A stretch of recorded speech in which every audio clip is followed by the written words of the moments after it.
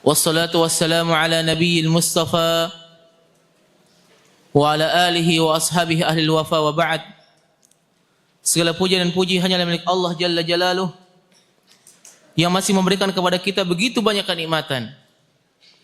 Di antara nikmat yang perlu kita syukuri adalah nikmat kita masih bisa salat 5 waktu, salat jamaah, serta masih bisa menuntut ilmu syar'i. Yang mana seseorang yang menuntut ilmu syar'i akan dimudahkan baginya jalan menuju surga. Sebagaimana hadis yang diriwayatkan oleh Al-Imam Muslim, "Man salaka tariqan yaltamisu fihi ilman" Barang siapa yang menempuh jalan untuk menuntut ilmu, maka Allah mudahkan baginya jalan menuju surga. Jalan menuju surga itu curam, banyak lika-liku, banyak duri. Makanya perlu ilmu agar kita tidak menginjak duri-duri tersebut. Ikhwatal iman azani Allah wa iyyakum. Kita akan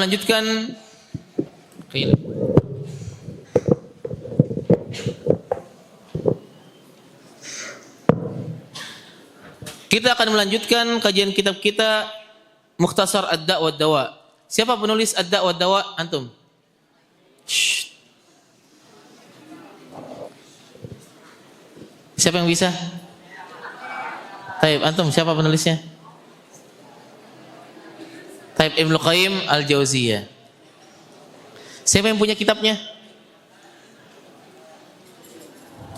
Masya Allah. Taib. Bismillahirrahmanirrahim. Wala hawla wala quwata illa billahil aliyil azim. Kita ulangi tentang penyebab kenapa buku ini ditulis. Qala al-muallif rahimahullah. Beliau menukilkan perkataan seseorang yang terkena musibah yang bertanya kepada Ibnu Qayyim, "Ma taqulu sadatul ulama?" Apa yang kau katakan wahai tuan para ulama, a'immatuddin, para imamnya agama radhiyallahu anhum ajma'in, fi rajulin, pada seorang laki-laki, ubtuliya bi baliyatin, dia terkena musibah. Wa alima annaha in istamarat bihi afsadat alaihi dunyahu wa akhiratuh. Kalau dia melanjutkan musibah yang menimpa sekarang ini, maka akan rusak dunia dan akhiratnya. Wa qad ijtahada fi daf'iha an nafsihi bi kulli tariqin. Dia sudah berupaya, bersusah payah untuk menyelesaikannya dengan segala jalan. Fama tazdadu illa tawaqqulan wa shiddatan. Hari-hari berlalu tidaklah bertambah kecuali tambah sakit. Famal hilatu fi daf'iha, maka bagaimana cara untuk menghilangkannya atau mencegahnya atau mengobatinya? Wa ma tariqu ila kashfiha, bagaimana cara mengobatinya? Farahimahullahu man aana mubtalan. Semoga Allah merahmati orang yang menolong orang-orang yang terkena musibah.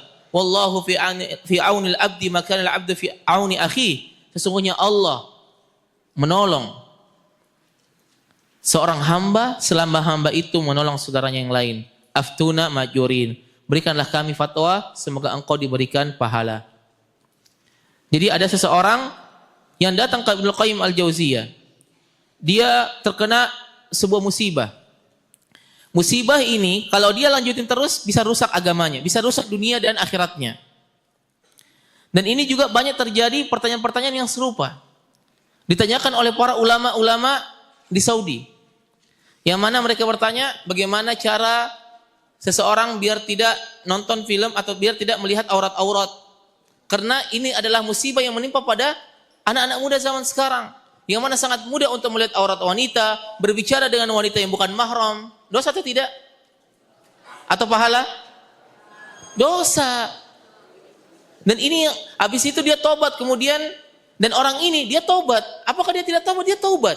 Setelah tobat dia kembali lagi. Begitu kembali dengan dosa, tobat lagi. Tobat, kembali lagi berdosa. Begitu seterusnya. Dan dia khawatir kalau dia lanjutkan maksiat yang dia lakukan, itu bisa merusak dunia dan akhiratnya. Sama seperti orang yang sudah kecanduan narkoba. Kecanduan apa lagi? Zina. Kecanduan apa lagi? Nonton film porno. Kecanduan apa lagi? Instagram, termasuk Instagram itu ada sebuah penelitian bahwa antum silahkan baca nanti penelitiannya. Ada sebuah penelitian bahwa orang yang sudah kelebihan dopamin, yaitu karena kebanyakan scroll, menonton video-video short, itu bisa merusak otak. Bisa merusak otak. Orang yang sedikit-sedikit nonton video short, antum tahu nggak video short?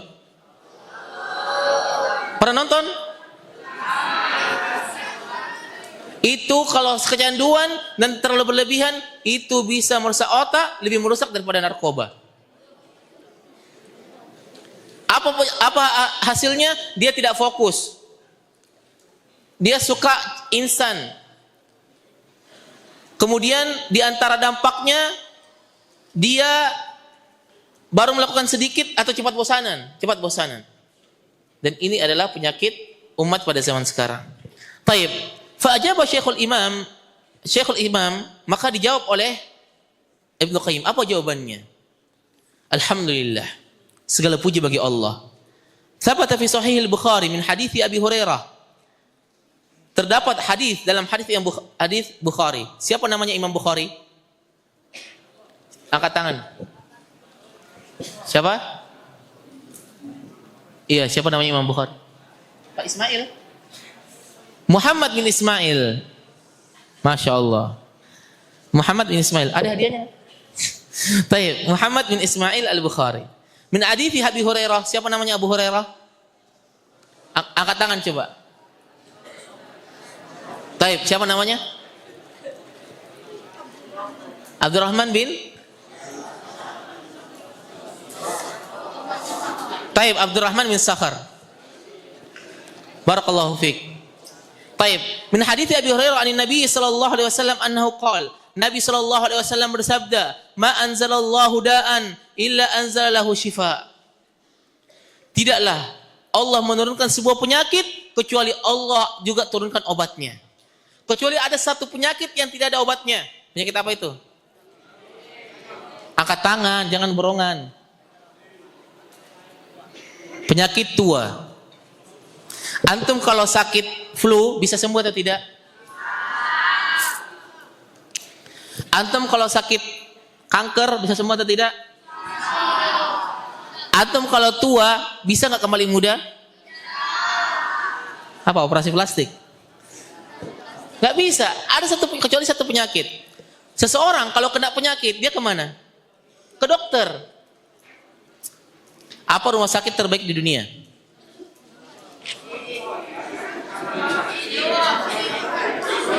Taib. Salah satu rumah sakit, ada punya teman, kalau dia sakit itu dia berobat di rumah sakit terbaik di dunia. Yang mana di sana terkumpul dokter-dokter ahli, alatnya canggih-canggih. Namanya kalau nggak salah Mayo Clinic di US. Padahal dia punya rumah sakit, di Indonesia, tapi kalau berobat tetap ke Amerika. Kenapa? Dia mencari yang terbaik. Dan setiap penyakit itu pasti ada obatnya. Dulu ada sebuah penyakit yang tidak ditemukan obatnya sampai jutaan orang meninggal. Namanya penyakit TBC. Pernah dengar? Kemudian di abad ke-20 baru ditemukan obatnya. Sehingga bisa menyelamatkan jutaan orang. Yang mana dahulunya meninggal jutaan juga orang juga. Dahulu juga sebelum ditemukan obat asam lambung juga banyak yang meninggal dunia. Sekarang juga ditemukan. Tapi apakah sekarang masih ada penyakit yang belum ada obatnya? Sakit apa itu? Taib. Penyakit HIV. Apakah ada obatnya? Ada obatnya. Saya kemarin ngobrol sama seorang dokter, pakar HIV. Dia bilang ada obatnya penyakit AIDS. Bukan Panadol ya. Ada obatnya. Taib.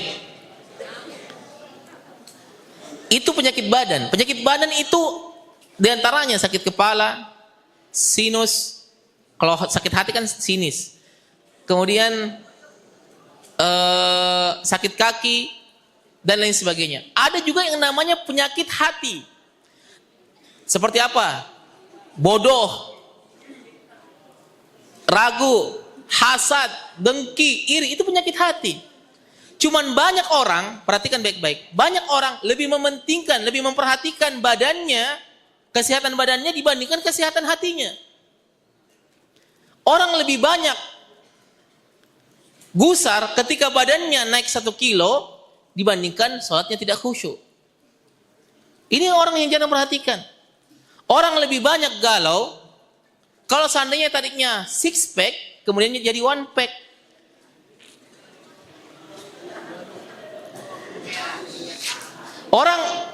Orang lebih banyak kalau padahal itu adalah masalah duniawi.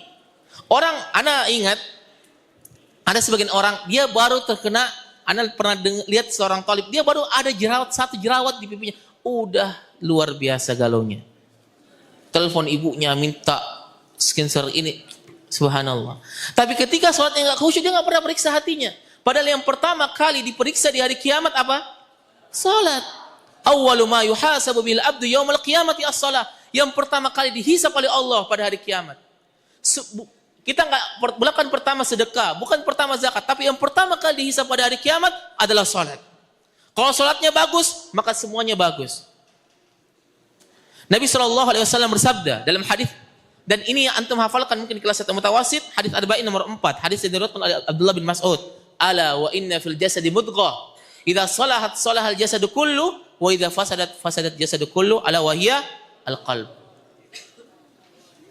Sesungguhnya di hati, di badan ini ada segumpal darah. Kalau rusak, rusak semua. Kalau bagus, bagus semua. Hati. Maka hendaklah kita untuk juga memperhatikan kesehatan hati. Oke, apa contohnya? Kalau badan misalnya ada kalau badan sakit, panas, itu berarti dia badannya sakit. Kalau dia flu, maka badannya sakit. Kalau hatinya sakit, contoh. Seseorang yang baca Quran, baca ayat-ayat tentang neraka, dia tidak tergusar hatinya, atau dia tidak terkena hatinya, atau dia tidak menambah imannya, atau dia tidak tambah rasa takut kepada Allah, maka ketahuilah hatinya lagi sakit. Apa dalilnya?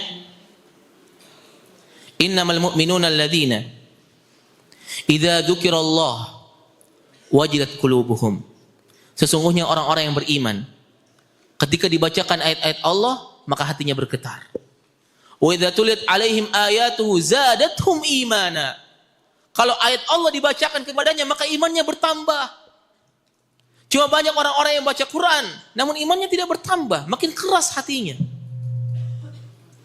Apalagi zaman sekarang, Quran bukan untuk ditadaburi. Banyak orang-orang yang dia baca Quran namun Qurannya tidak ditadaburi. Dia jadikan Quran sebagai bahan konten. Ana ingat di majelis Syekh Abdul Muhsin Al-Abbad. Syekh Abdul Muhsin Al-Abbad ini salah seorang ulama yang masih hidup sampai sekarang, ulama hadis, ahlul hadis. Dia berusia 90 tahun. Bapaknya Syekh Abdul Razak, anaknya udah umur 60 tahun. Beliau pernah ditanya, Syekh, Syekh apa hukumnya ketika merekam suara Quran karena suara saya bagus, kemudian saya share ke orang-orang. Apa jawaban Syekhnya? Mungkin menurut kamu bagus, menurut orang lain tidak. Jadi tergantung kalau antum mau share suara-suara bagusnya antum, itu tergantung niat. Innamal a'malu binniat. Cuma banyak orang untuk pamer suara dan itu sangat bahaya. Pamer-pamer bisa baca Quran dan itu sangat berbahaya. Baik, kita lanjut. Nabi SAW mengatakan, Ma anzalallahu da'an illa anzalalahu shifa. Allah tidak menurunkan penyakit kecuali ada obatnya. Baik. Wa fi sahih, dalam sahih. Min hadits Jabir bin Abdullah radhiyallahu anhu qala Rasulullah sallallahu alaihi wasallam, likulli da'in dawa. Setiap penyakit pasti ada obatnya. Apa penyakit yang belum ditemukan selain AIDS?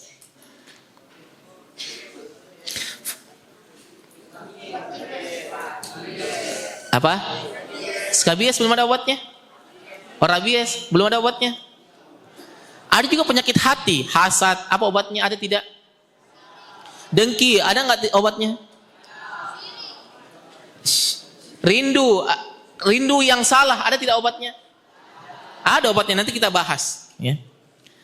Wa hadza ya'ummu Taib. Fa idza usiba dawa'ud da' bara'a biidznillah. Ketika obat mengenai penyakit, maka akan sembuh dengan izin Allah. Wa hadza ya'ummu adwa'ul qalb. Ini berkaitan dengan obatnya hati, obatnya ruh dan obatnya badan. Waqad ja'ala Nabi sallallahu alaihi wasallam al-jahda, dan Nabi itu bilang kalau kebodohan itu adalah penyakit. Makanya jangan dibiarin. Dulu ada orang bocor kepalanya. Kemudian ketika itu gak ada klinik, gak ada UKP, akhirnya mungkin dibalut aja sama kain. Ada nggak tahu gimana nutupnya, yang penting intinya ditutup. Malamnya dia tidur, yang bocor kepalanya ini tidur. Ketika dia tidur, mimpi basah. Bangun-bangun dia tanya temannya, saya tadi malam mimpi basah, apakah saya boleh tayamum? Atau apakah saya harus mandi? Harus mandi atau tidak? Tidak harus mandi. Karena bocor kepalanya. Tapi temannya ini bilang, kamu tetap harus mandi. Akhirnya dia mandi. Kira-kira kalau bocor kepala kena air gimana? Akhirnya setelah mandi meninggal dunia. Kemudian kabar ini sampai kepada Nabi Shallallahu Alaihi Wasallam, dan Nabi bilang temannya itu telah membunuh kawannya yang lain. Kenapa? Dia bodoh. Dia harusnya bertanya kepada ahli ilmi, jangan sok tahu. Dalam ilmu itu, dunia ilmu itu jangan sok tahu. Dan kalau bodoh adalah dengan belajar. Antum ingin pintar, ingin berilmu, belajar. Sampai kapan orang belajar? Sampai mati. Al-Qaffal, Imam Al-Qaffal, salah seorang imam dari madhab Syafi'iyah. Beliau itu telat belajarnya. Yang ana ingat, riwayatnya itu dia belajar baru umur 40-an tahun. Ceritanya begini. Al-Qaffal itu dulu pengembala kambing. Ketika dia lagi mengembala, dia lihat ada seorang anak kecil yang menangis. Dipaksa ibunya untuk ngaji ke TPA lah kalau bahasa sekarang. Ayo ngaji, nggak mau kata anak ini. Terus ibunya bilang, kau harus ngaji, kamu harus pintar. Kalau enggak nanti kamu seperti dia. Dia tunjukin Al-Qaffal pengembala. Ya jangan gituin juga. Kalau enggak kamu nanti seperti dia, mau enggak kau jadi pengembala kambing? Akhirnya tersinggung. Qaffal ini, dia tersinggung bukan marah. Akhirnya dia balas dendam dengan cara belajar. Dia belajar akhirnya menjadi ulama Syafi'iyah. Ulama terkemuka yang diambil ilmunya. Umurnya 40 tahun dia baru mulai belajar. Makanya kalau kita tidak tahu apa-apa, makanya belajar. Innamal ilmu bitta'allum. Karena ilmu itu didapatkan dengan cara belajar, giat belajar. Tidak ada ceritanya orang yang malas itu dimuliakan. Orang yang malas akan jauh dari kebaikan. Sebagaimana perkataan syair, "Fama ab'ada khairin 'ala ahlil kasal." Betapa jauhnya kebaikan bagi orang-orang pemalas. Makanya jangan malas. Wala taksal fama ab'ada khairin 'ala ahlil kasal. Yahya bin Abi Katsir mengatakan, la tanalul ilm birahatil jasad. Engkau tidak akan mendapatkan ilmu dengan cara santai-santai, tidak mungkin. Kalau kita membaca sejarahnya para ulama luar biasa. Mereka bahkan sampai subuh belajar, bahkan sampai enggak tidur malam. Bahkan Imam Nawawi pernah itu ketiduran pas subuh, kemudian dia bangun, dia nyesalnya minta ampun. Rahimahumullah. Taib, kita lanjut.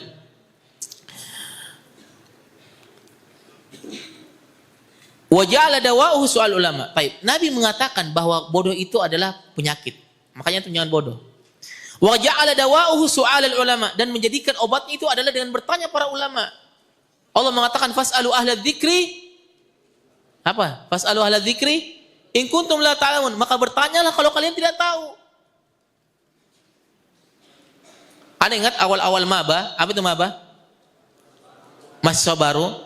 di UIM, itu hari yang kasih nasihat Ustaz Firanda, hafizahullah. Dia bilang, antum, dia nasihatin mahasiswa Indonesia, antum kalau tidak paham di kelas, ada satu tidak paham, jangan biarkan bermalam tidak paham pemahaman antum. Misalnya, antum belajar nahwu, bab maf'ul mutlak. Antum tidak paham itu maf'ul mutlak, jangan sampai ketidaktahuan antum itu bermalam. Kalau langsung hari itu tanyakan ustadz, tanyakan ke kelas, tanyakan guru asrama.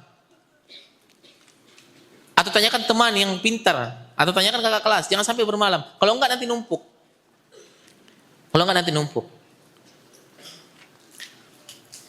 Makanya sama seperti yang disebutkan di sini, bodoh itu adalah penyakit dan obatnya adalah dengan bertanya. Waqad akhbara subhanahu al-Qur'an. Allah ternyata, perhatikan baik-baik, Allah itu sudah kabarkan kalau Quran juga itu sebagai obat. Allah mengatakan walau ja'alnahu Qur'anan a'jamiyan laqalu laula fusilat ayatu a'jamiyyun wa arabi qul huwa lil ladzina amanu. Ingatlah bahwa Quran adalah bagi orang-orang yang beriman, hudan wa syifa, petunjuk dan penyembuh. Saya mau tanya antum, Al-Quran ini penyembuh untuk sakit badan saja atau berkaitan dengan hati saja atau dua-duanya?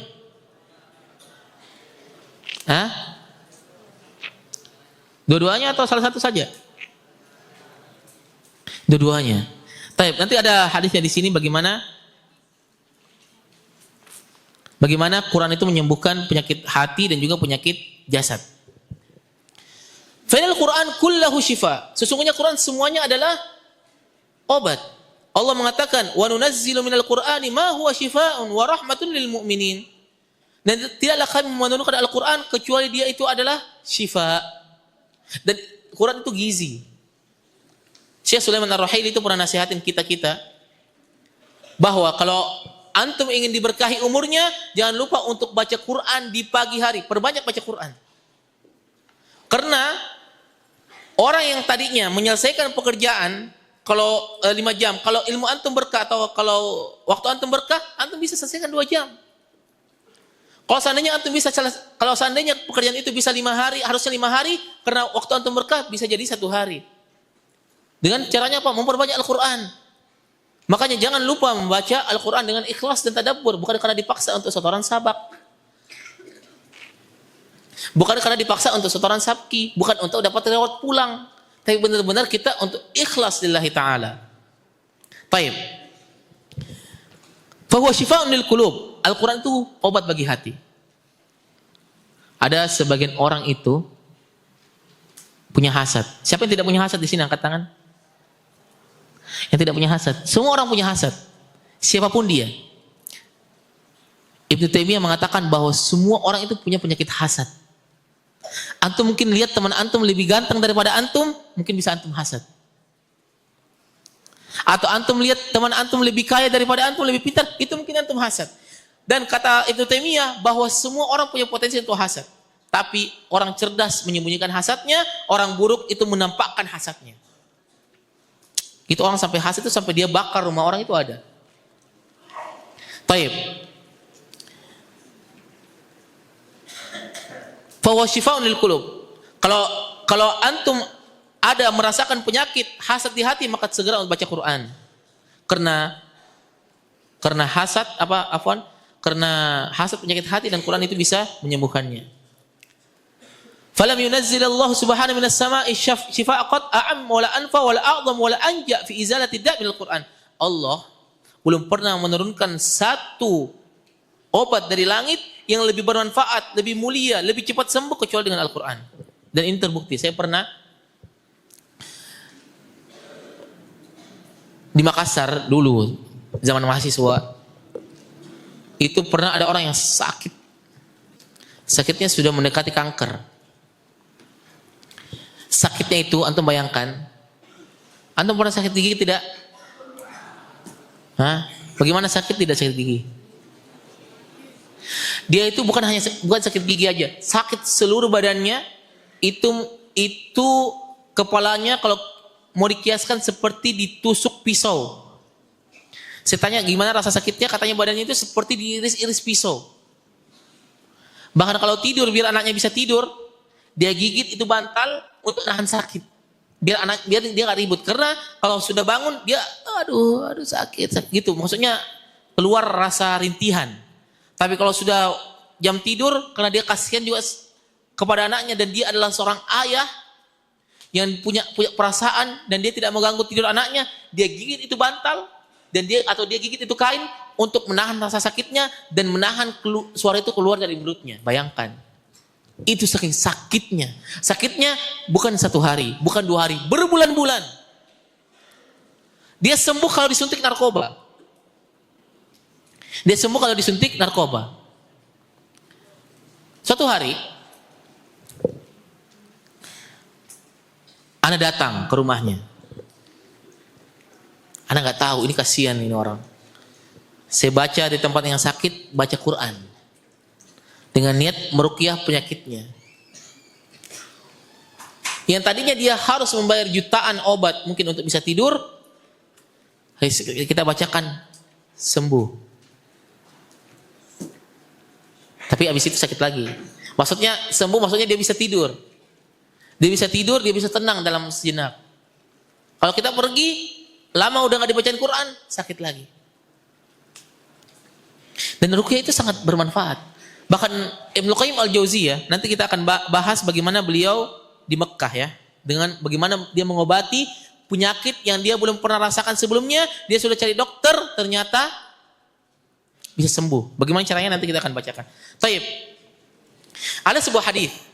Ini hadisnya bagaimana surah Al-Fatihah itu surat Al-Fatihah itu bisa menyembuhkan. Intalaqa nafarun min ashabin Nabi sallallahu alaihi wasallam fi safaratin safaruha. Ada beberapa sahabat Nabi sallallahu alaihi wasallam itu safar. Hatta nazalu ala hayy min al-ahya, sampai dia sampai di suatu kampung Arab. Fastadafuhum, maka mereka rombongan sahabat ini minta untuk bertamu. Fa'abau, masyarakatnya menolak untuk memberikan tamu. Jadi di Arab itu di antara adat istiadatnya kalau ada orang minta bertamu biasanya dia persilahkan.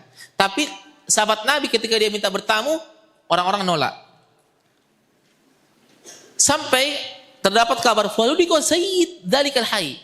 Kepala desanya, kita anggaplah kepala desa, itu terkena sengatan kalajengking. Sakit nggak sengatan kalajengking? Ada mau coba? Itu sengatan kalajengking. Itu wallahu alam kalau nggak salah beracun, kalajengkingnya beracun sampai sakit seluruh tubuhnya ya. Fasa'au lahu bikulli syai'in la yanfa'uhu syai'. Akhirnya masyarakat kampung ini mengobati kepala desanya atau tuan desanya lah ibaratnya, tokohnya. Dia obati, panggil dokter A nggak mampan, panggil dokter B nggak mampan, panggil dokter C nggak mampan. Kemudian ada yang punya ide. Lau ataitum haulahi rahat alladziina nazalu ala hayyina la'allahu ayakuna innahum ba'dahum syai'. Coba datangi tadi kelompok orang, maksudnya sahabat Nabi tadi, yang tadi minta dia bertamu. Mungkin dia punya sesuatu yang bisa menyembuhkan bos kita lah atau tuan kita. Faqalu, maka masyarakat bilang, ya ayyuharat, wahai para sekelompok orang, inna sayyidana ludiq, sesungguhnya tuan kami ini disengat kalajengking. Wasa'ina bikulli syai' la yanfa'u syai'. Kami sudah berusaha untuk ngobatin, tidak ada yang bisa sembuhin, tidak bisa sembuh. Fahal inda ahadin minkum min syai'. Kira-kira ada enggak solusi? Siapa tahu kalian punya sesuatu yang bisa mengobatinya. Faqal, maka sahabat ini bilang, kan udah ditolak nih ceritanya. Dia minta bertamu ditolak. Faqala na'am. Wallahi inni la arqi. Demi Allah saya bisa meruqyahnya. Walakin, tapi laqad tadafnakum falam tudayyifuna. Kami tadi minta untuk bertamu sama kalian, kalian tolak. Tapi begini saja katanya. Fama ana biraqin hatta taj'alu lana ju'lan. Udahlah, kalau begitu kasih imbalan. Fasaluhum ala qati' minal ghanam. Oke, mereka sudah sepakat untuk diberikan kambing. Fantalaqa yatfulu alaihi wa yaqra. Akhirnya para sahabat-sahabat ini pergi bertemu dengan kepala desanya, kalau bahasa kita, atau tuan desanya. Kemudian dia ludahin. Terus dia baca Alhamdulillahi Rabbil Alamin Ar-Rahmanir Rahim, surat Al-Fatihah. Apa yang terjadi setelah dia membaca surat Al-Fatihah? Faka'annama nasyita min iqalin. Seakan-akan yang tadinya sakit, seakan-akan dia terlepas dari ikatan. Maksudnya seakan-akan tidak sakit sama sekali. Fantalaqa yamshi wa ma bihi qalabah. Dan akhirnya yang tadinya pincang gak bisa jalan, akhirnya dia bangkit jalan seakan-akan tidak pernah sakit sama sekali. Fa'ufuhum ju'lahum ladina salahuhum. Akhirnya dia dikasih imbalan dari ruqyah tersebut. Faqala ba'duhum. Akhirnya sebagian sahabat itu mengatakan, udah kita bagi nih, katanya. Yang ruqyah bilang, enggak, kita harus datang kepada Nabi sallallahu alaihi wasallam. Akhirnya datang kepada Nabi, kemudian dia lapor bahwa ini yang terjadi, begini. Apa menurut engkau? Maka akhirnya Nabi bilang, wa ma yudrika anha ruqyah. Dari mana kau tahu itu adalah ruqyah? Tsumma qala qad asabtum, kalian telah benar, iktasimu wadribu li ma'akum sahman. Bagi kambingnya dan berikan saya juga bagian. Subhanallah. Ini buktinya kalau Al-Fatihah itu bisa menyembuhkan penyakit jasad maupun penyakit di hati. Dan ini sudah banyak. Ini sudah banyak orang-orang yang berobat dengan surat Al-Fatihah atau ayat dalam Al-Quran itu sembuh. Saya pernah waktu di Madinah sakit, pokoknya sakit bagian perut. Bukan lapar ya, benar-benar sakit.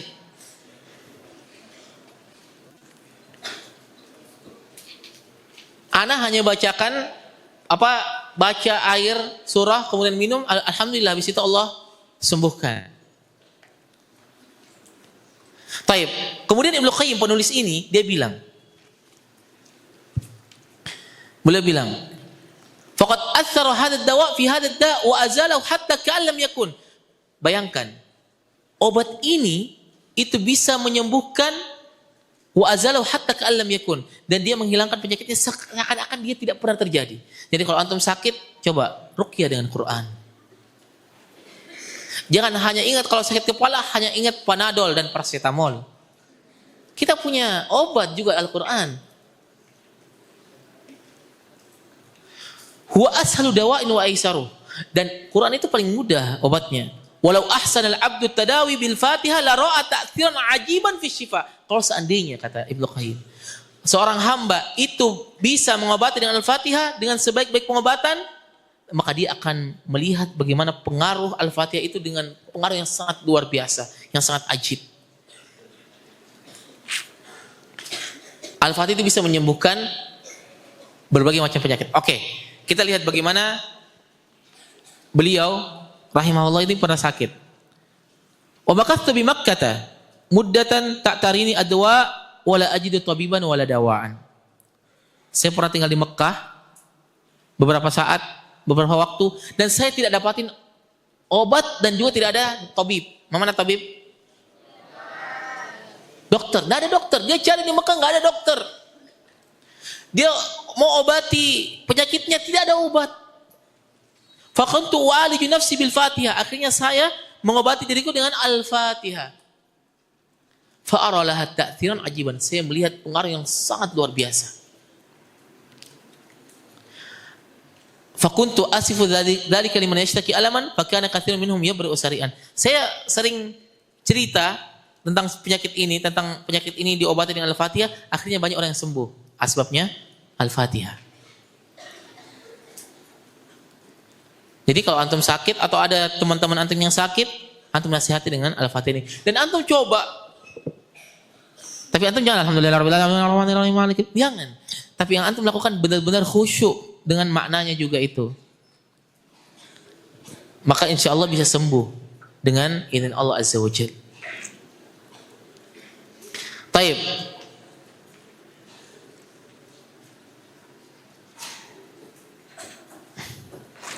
Jam berapa azan? Masih lama. Jadi ikhwatal iman azani Allah wa iyyakum. Kesimpulannya bahwa Allah Azza wa Jal itu menurunkan penyakit dan juga sekalian dengan obatnya. Penyakit itu terbagi menjadi 3. Ada penyakit badan, ada penyakit ruh, dan ada penyakit yang berkaitan dengan hati. Penyakit badan bisa disembuhkan dengan Al-Quran. Penyakit ruh bisa disembuhkan dengan Al-Quran. Dan penyakit hati juga bisa disembuhkan dengan memperbanyak bacaan Al-Quran. Para sahabat radhiyallahu ta'alaan itu pernah mengatakan, termasuk Utsman bin Affan, beliau pernah mengatakan, tidak akan kenyang seorang mukmin dari baca Quran kalau seandainya hatinya itu bersih. Dan salah satu tanda bahwa hati kita kotor adalah tidak suka baca Al-Quran. Seseorang yang baca Quran dengan hati yang lembut, seseorang baca Quran dengan penuh rasa takut kepada Allah, maka dia akan ketagihan dalam bacaan Quran sebagaimana antum ketagihan main game. Utsman bin Affan radhiyallahu an itu pernah sholat 1 rakaat, dan beliau itu pernah sholat 1 rakaat dan beliau itu sangat senang baca Quran, sampai-sampai beliau 1 rakaat itu membaca surat Al-Fatihah, kemudian surat Al-Baqarah sampai An-Nas dalam 1 rakaat. Dan beliau mengatakan ini adalah sholat witir saya. Bagaimana sholat tahajudnya? Utsman bin Affan radhiyallahu an. Berbeda dengan halnya kita. Antum kan punya handphone kan? Coba lihat screen time antum paling banyak aplikasi apa? Mobile Legend. Coba lihat screen time Al-Quran antum berapa menit? 3 detik. Nanti aja lah.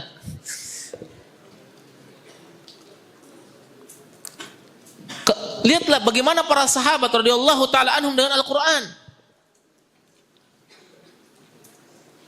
Bahkan para sahabat ketika sholat tahajud bersama Nabi sallallahu alaihi wasallam, mereka sholat tahajud itu bacanya sampai 5 surah, bukan 5 juz, 5 surah. Surah Al-Baqarah, Ali Imran,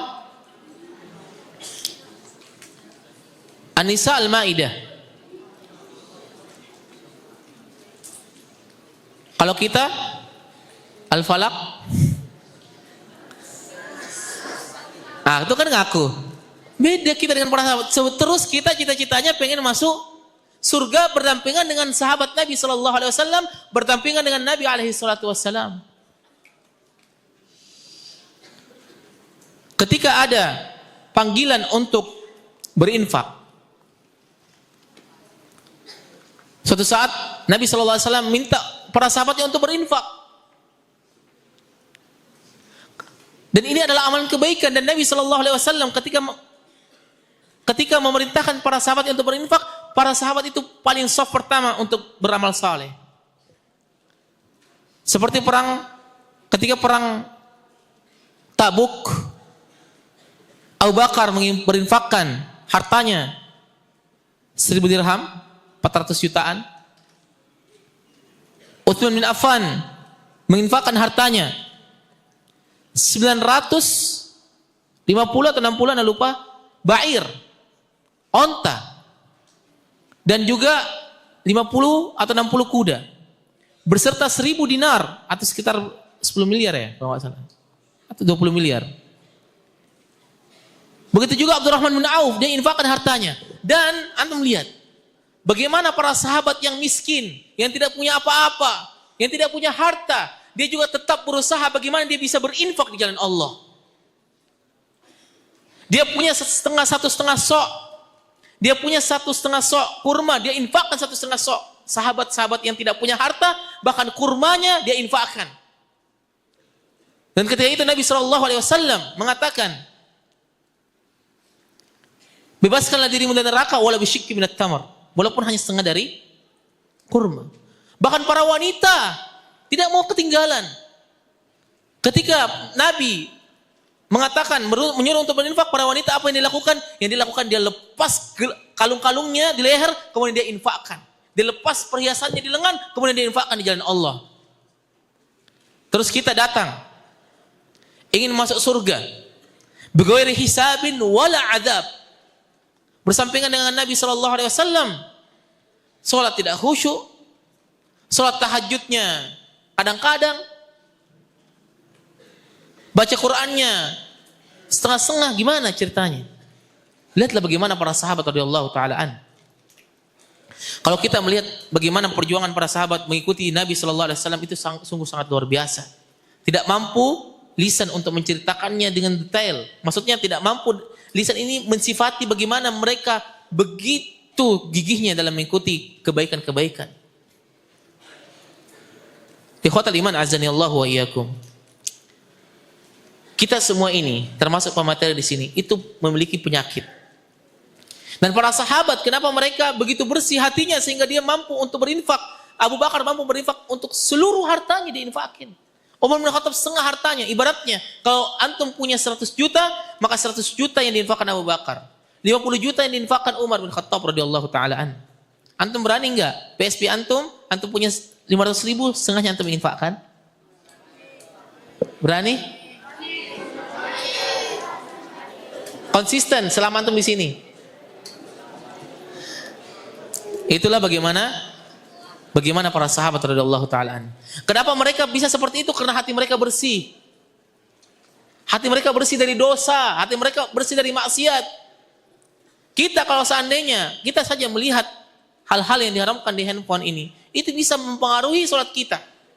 Mempengaruhi sholat kita ketika kita bertakbir itu tidak khusyuk, itu bisa disebabkan dua. Imma karena dosa, imma karena syaitan, khinzab. Ikhwatal iman azani Allah wa iyyakum. Maka hendaklah kita ngobati hati kita dari rasa dengki, dari rasa iri hati, dari rasa hasad. Kita obati.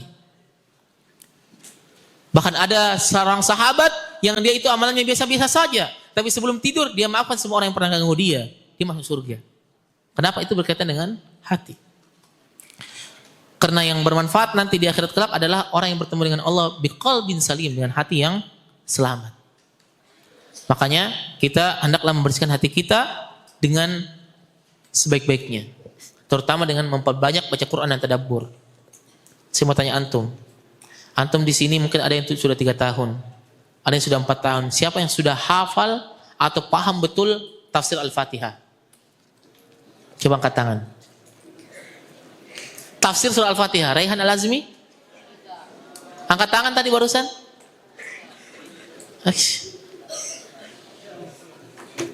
Hah?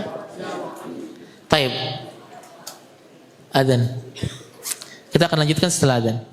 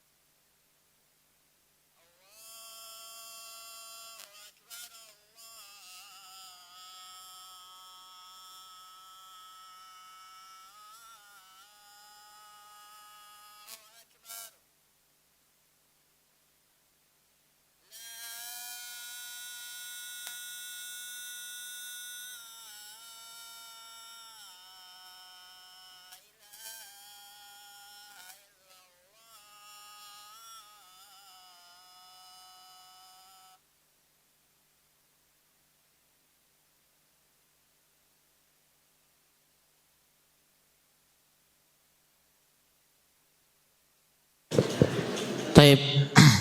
Kita baca sebagian soal. Assalamualaikum Ustaz, izin bertanya, batas sholat qobliyah itu sampai kapan?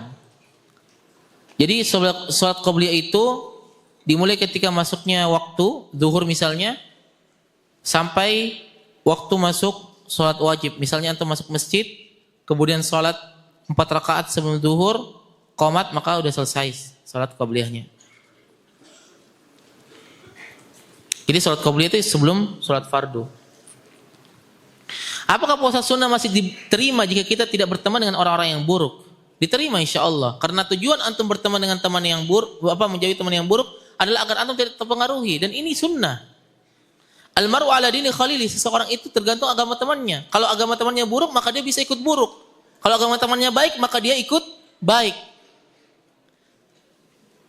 Jadi itu tergantung teman. Jadi kalau antum, jadi syarat sah diterimanya puasa bukan berarti berteman dengan teman buruk, tidak. Tapi kalau tujuannya adalah menjauh, bukan membenci, menjauh agar tidak terpengaruh, itu tidak ada masalah. Izin bertanya, dalam keadaan apa saja kita boleh berbohong? Dan kalau kita berbohong untuk kebaikan dan disuruh wallahi, apakah boleh? Baik. Keadaan apa saja boleh berbohong itu ada 3. Yang pertama ketika perang.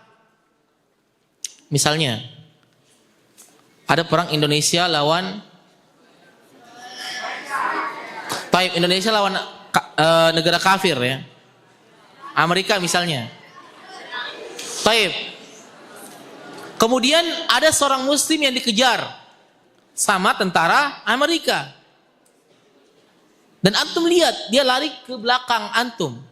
Kemudian datang tentara Amerika. Apakah antum lihat tadi yang lari?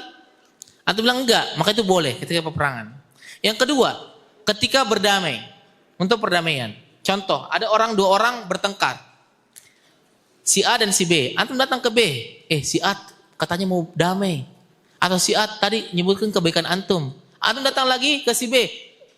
Ke si A. Si B tadi katain bahwa dia mau berteman. Antum bohong untuk berdamai, maka itu boleh. Yang ketiga, untuk mendamaikan antara suami istri. Kalau ada suami istri baku hantam, atau ada suami istri yang yang tengkar, kemudian antum damaikan dengan cara berbohong, itu boleh. Selain itu tidak boleh berbohong, apapun alasannya. Saya sangat susah menjauhi dosa saya, sudah berkali-kali bertobat tapi tetap dilakukan. Nanti, makanya perhatikan baik-baik buku ini. Buku ini ditulis karena masalah kayak gini nih. Apa hukumnya membaca-bacai air putih dengan surah Al-Fatihah atau dengan basmalah? Ini kita baru bahas. Tidak ada masalah. Bahkan itu sunnah dan ruqyah. Ruqyah disyariatkan. Dan diberikan kepada orang sakit. Boleh ya. Diberikan kepada orang yang sakit. Jadi kita misalnya ambil botol, kemudian kita baca Bismillahirrahmanirrahim dan Al-Fatihah, kemudian ditiup sedikit, dikasih ke orang, dengan niat biar dia sembuh dengan air ruqyah ini, maka itu tidak ada masalah. Cuma sekarang itu banyak orang jual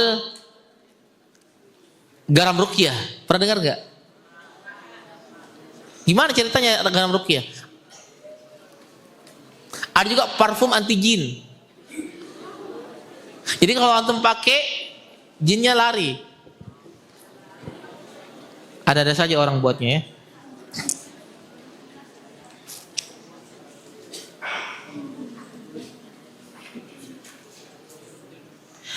Assalamualaikum Ustaz, izin bertanya, apa penyakit yang sering dialami santri tanpa disadari dan apa obatnya? Apa? Antum kan santri kan? Saya bukan santri. Sakit apa? Sakit membuang-buang waktu. Sakit menunda-nunda. Obatnya jangan nunda-nunda.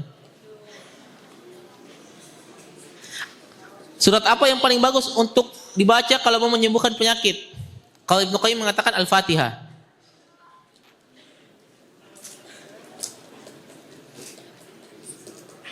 Apa hukumnya mengusap muka setelah sholat? Tergantung. Kalau seandainya antum sholat misalnya di padang pasir, kemudian setelah sholat banyak debu, antum usap-usap, itu nggak masalah. Tapi kalau seandainya antum jadikan dia sebagai ibadah, Tidak ada kebutuhan memang, oh ini sunnah, maka itu tidak ada sunnahnya sama sekali. Kemarin kan saya mengalami sakit kepala, demam, tapi saat saya membaca la ilaha illallah, sebanyak-banyaknya sakit itu hilang. Apakah la ilaha illallah juga termasuk obat? Zikir itu termasuk obat. Zikir kepada Allah Azza wa Jalla itu adalah termasuk obat.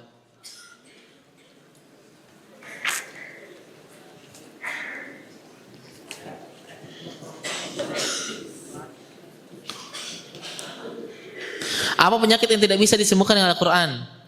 Kematian.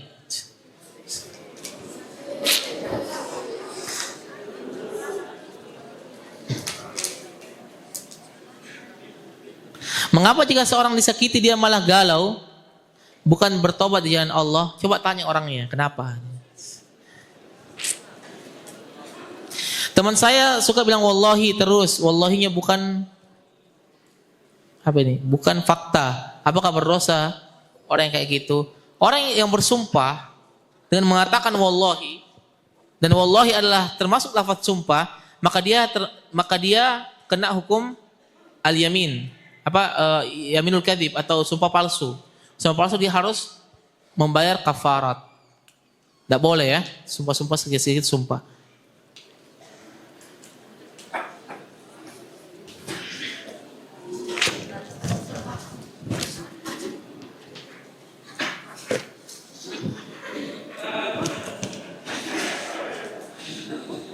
Ya. Hah?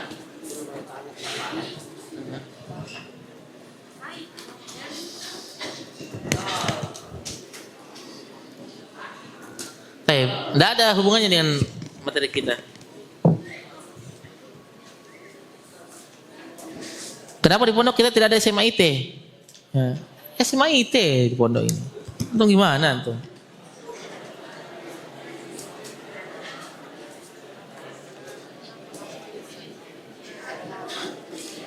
Subhanakallahumma bihamdika asyhadu an la ilaha illa anta astaghfiruka wa atubu ilaik. Assalamualaikum warahmatullahi wabarakatuh.